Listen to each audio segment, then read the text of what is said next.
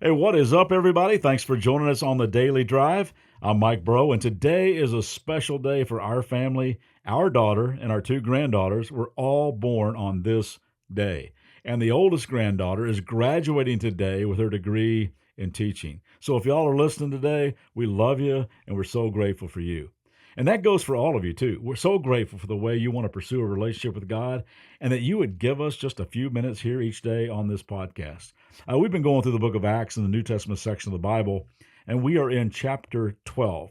And chapter 12 opens by talking about King Herod, the king of the Jews, flexing his power. This would be Herod Agrippa, the grandson of the Herod who was called Herod the Great, who killed all the baby boys of Israel because he was threatened by the birth of Jesus. So now this Herod continues the family tradition of egomania and cruelty and abuse. Now, at the very end of the chapter, you'll read God takes him out. And it's a very gross description. You can read it for yourself.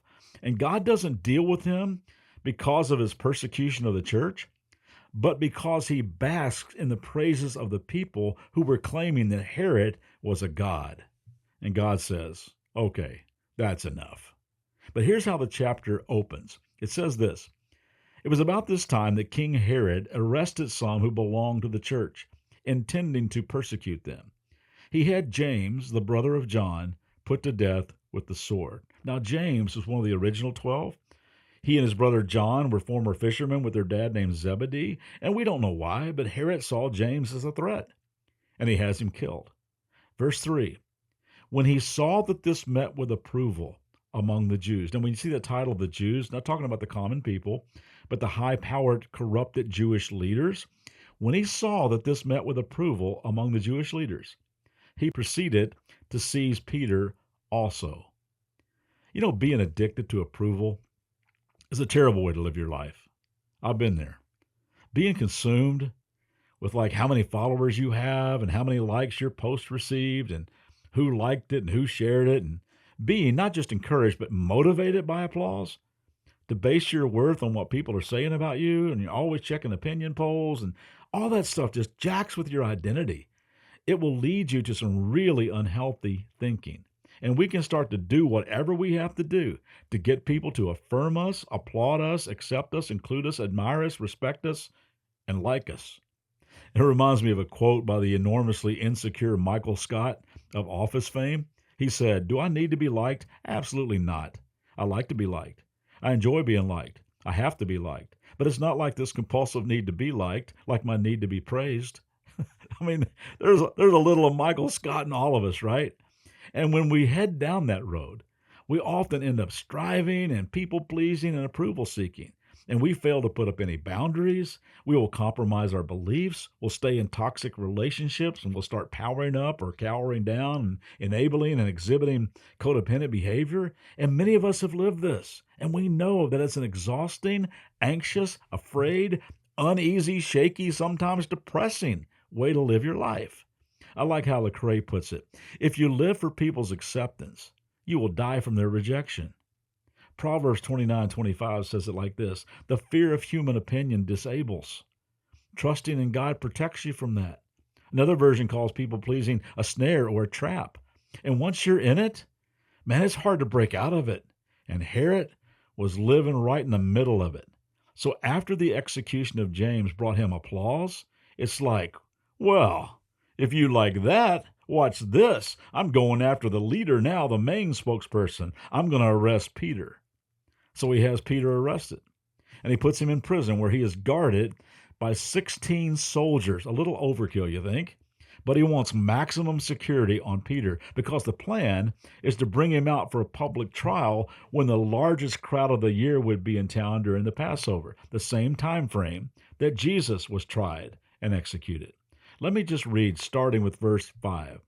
So Peter was kept in prison, but the church was earnestly praying to God for him. The night before Herod was to bring in the trial, Peter was sleeping between two soldiers, bound with two chains, and sentries stood guard at the entrance. Suddenly, an angel of the Lord appeared, and a light shone in the cell. He struck Peter on the side and woke him up. "Quick, get up," he said. And the chains fell off Peter's wrist.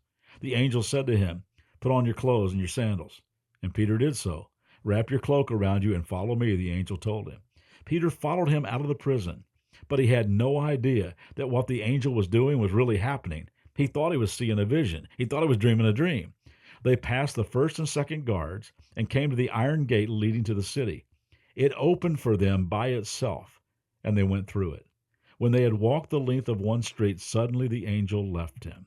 Then Peter came to himself and said, "Now I know without a doubt that the Lord has sent his angel and rescued me from Herod's clutches and from everything the Jewish leaders were hoping would happen."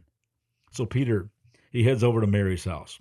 Well, we heard about a young guy named John Mark a couple of episodes ago. This is John Mark's mom, Mary.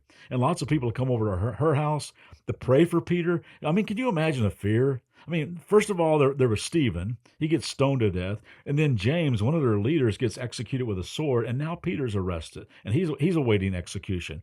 What's going to happen to the church? And what's going to happen to them? Are they next?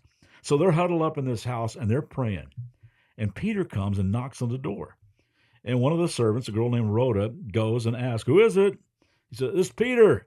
Well, she can't believe it, and she runs back in without opening the door. She yells to everybody, hey, sorry to interrupt the prayer session, but Peter's at the door. And they say, "You're crazy. Peter's in prison. He's chained up. He got 16 soldiers guarding him." But Peter keeps on knocking. So they go to open the door, and it's Peter. And they are blown away. God had answered their prayers, and they are overjoyed. Well, Peter motions for them to calm down, tells them how God broke him out of Shawshank. Hang on, that's a different story. Peter tells them, "Make sure you tell other people about this," and he quietly slips away.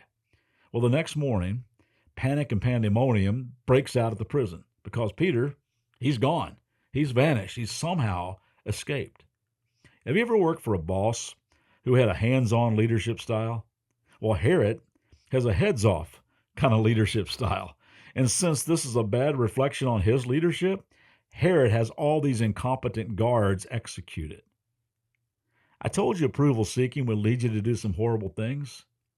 And like I said, it would end in Herod's own self-destruction. And you know, by all appearances, he was an evil man. And no doubt he really was.